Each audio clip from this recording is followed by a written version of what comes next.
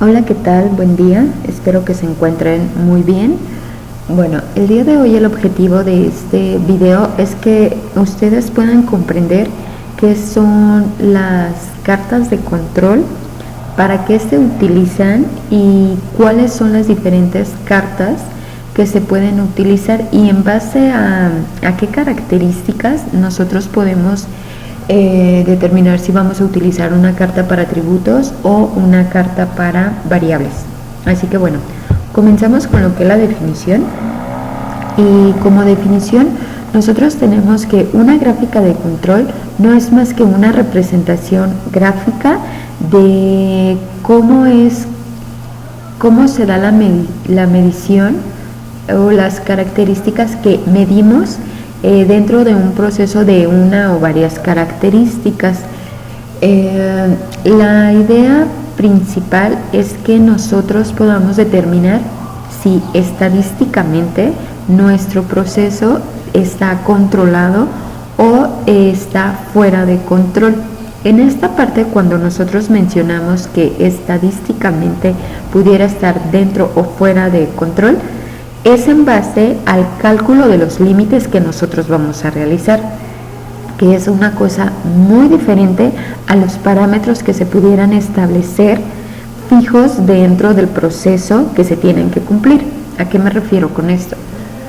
Yo como empresa puedo estar haciendo panes, por decir, pasteles, y yo puedo decir que un pastel, no sé, como para unas 15 personas va a ser de aproximadamente 3 kilos, es decir, y yo puedo establecer los parámetros de que estos, dentro de mi proceso, yo como dueña, o sea, yo digo que permito que el pastel pueda tener una variación de 100 gramos nada más. Entonces este puede salir al cliente pesando 2 kilos 900 y todavía está dentro de los parámetros que yo estoy estableciendo. Oye, ¿sabes qué? Es que el cliente no lo va a notar y se va a ir muy satisfecho, le va a alcanzar perfectamente todas sus rebanadas. O caso contrario, ¿sabes qué? Se me pudiera pasar exactamente por la producción de los pasteles, pues que un pastel pese 3 kilos 100 gramos, pero no hay problema, o sea, yo permito que se vaya de esa manera y voy a tener todo mi proceso controlado.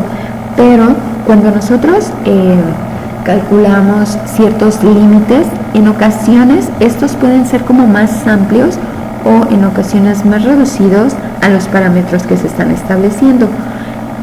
Por eso la importancia de que nosotros detectemos específicamente qué es un límite de control estadístico y qué son los parámetros que la misma empresa está estableciendo.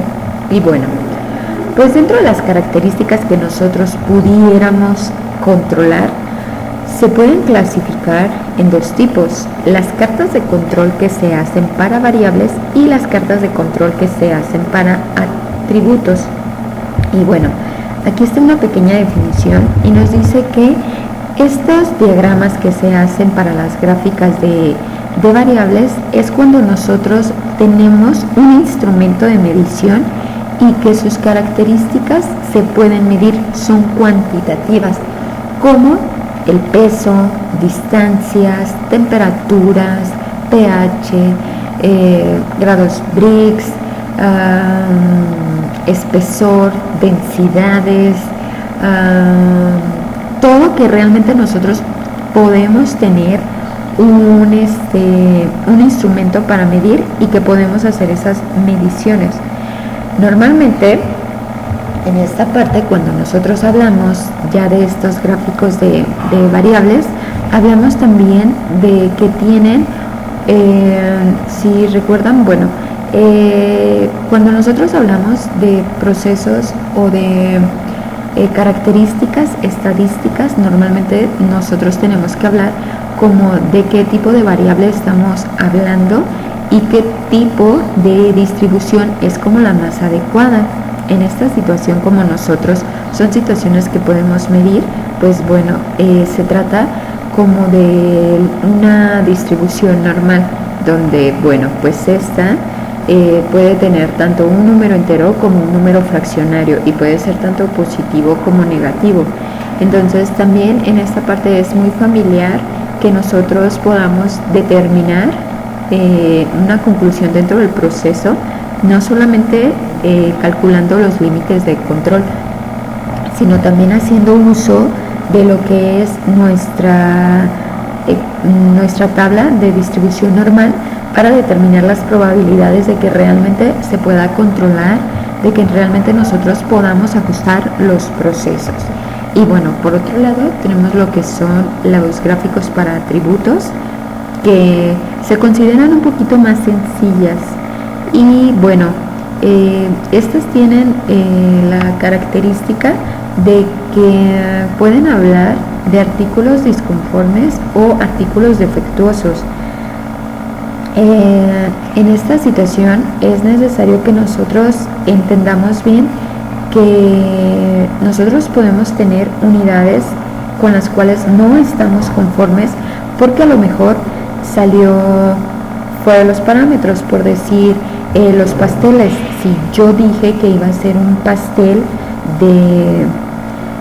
para 15 personas y tenía que pesar los 3 kilogramos y estoy yo dando mis parámetros de que son más menos 100 gramos, puedo yo tener esta unidad inconforme o disconforme, donde el pastel a lo mejor por situaciones del proceso pues llegó a pesar 2,5 kilos, 2 kilos 500 gramos, pero no puedo considerarla una unidad defectuosa porque cumple el sabor, cumple con ser un pastel, cumplió con las características del decorado, todo como tal.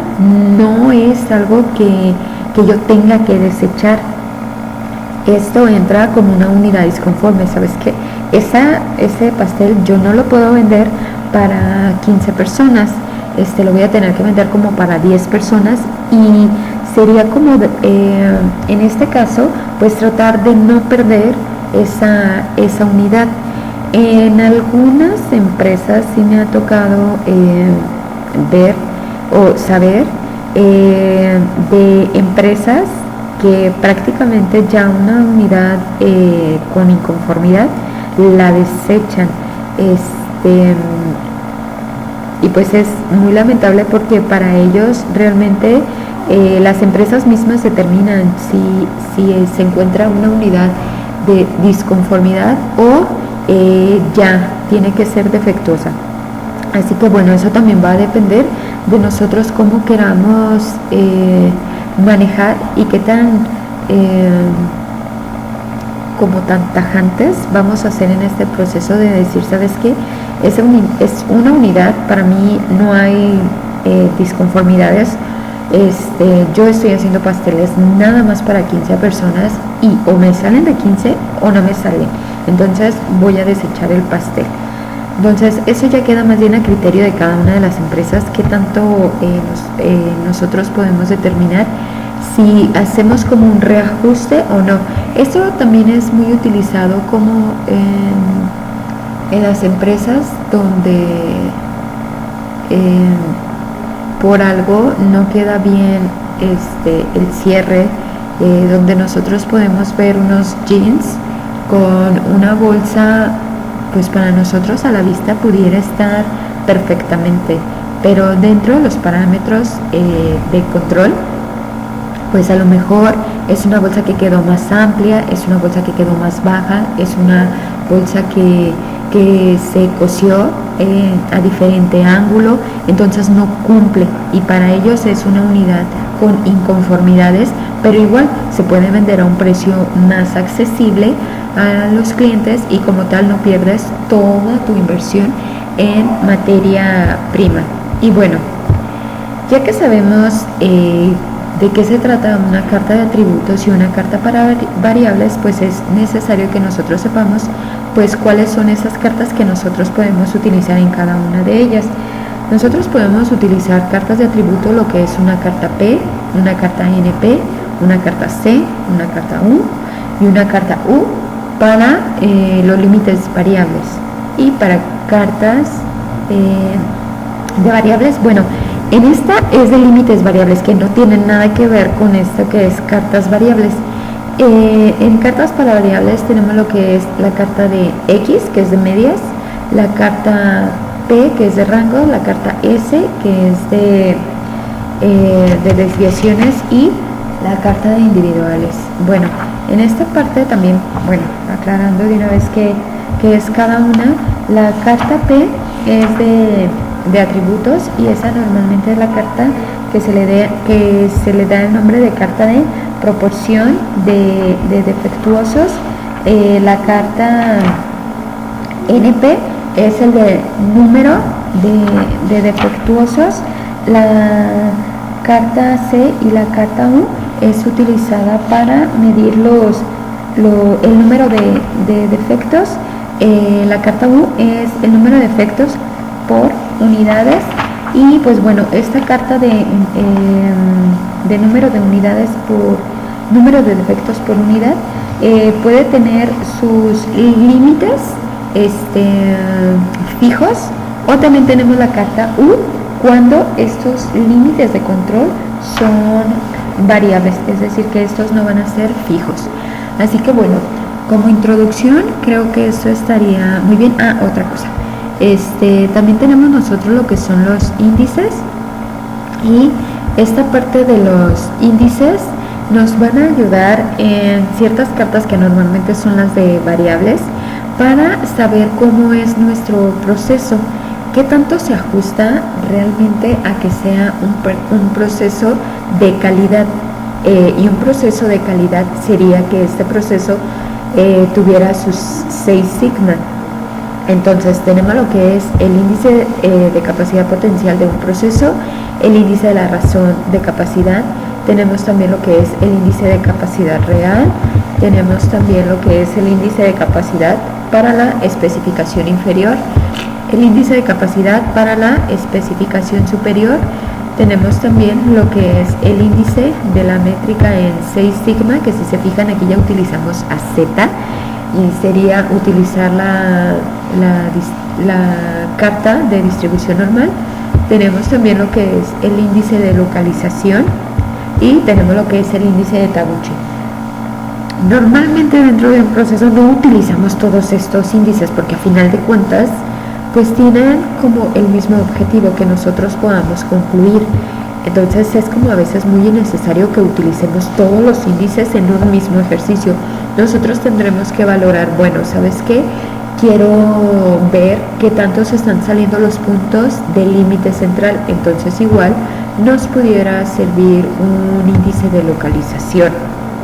¿Sabes qué?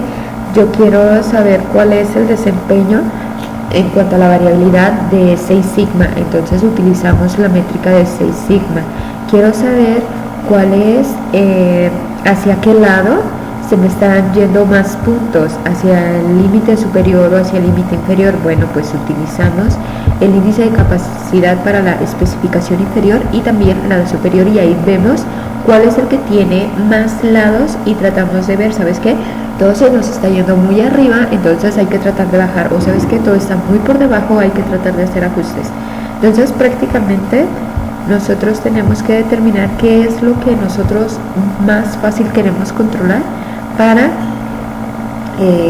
hacer esos ajustes. Así que bueno, como introducción a qué es estas cartas de control, creo que esto sería lo más básico, y en un próximo video ya les voy a estar resolviendo ejercicios para que ustedes se puedan dar cuenta cómo es que se utilizan estas cartas de control, cómo dar las interpretaciones, y que vean la facilidad que tiene de aplicar estas cartas y poder tener nosotros nuestros procesos más controlados. Muchísimas gracias y los veo en un próximo video. Hasta la próxima.